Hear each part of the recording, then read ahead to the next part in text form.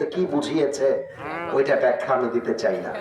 তোদের মাঝে কেউ যদি মায়ের বুকের দুধ খেয়ে থাকিস, তোদের মাঝে কেউ যদি মায়ের বুককে খালি করতে চাস, সন্তানকে ইয়তীম করতে চাস, বউকে বিধবা করতে চাস, বুকের পাটা থাকলে আমার সামনে আয়।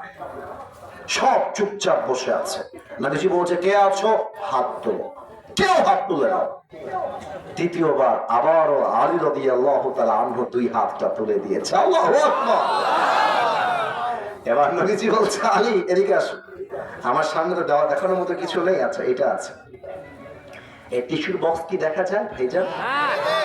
আপনারা একটু জোরে বললে খুশি হতাম। এটা দেখা যায়? নবীজি বলছে আলী আমার কাছে আসো। এক বিশাল লম্বা তরবারি, আমি হাদিসের নামটা বলে দিচ্ছি, হাদিসে আসছে নামটা হচ্ছে জুলফিকার। বলেন একবার সবাই মিলে, কি ফিকার? জুলফিকার। আমি একটু মাইকটা হটাচ্ছি। নবীজি বলছে আলী এই নাও তোমার যুদ্ধের তরবারি। আলী ধরেছে যুদ্ধের তরবারিটা দুই হাত দিয়ে শক্ত করে।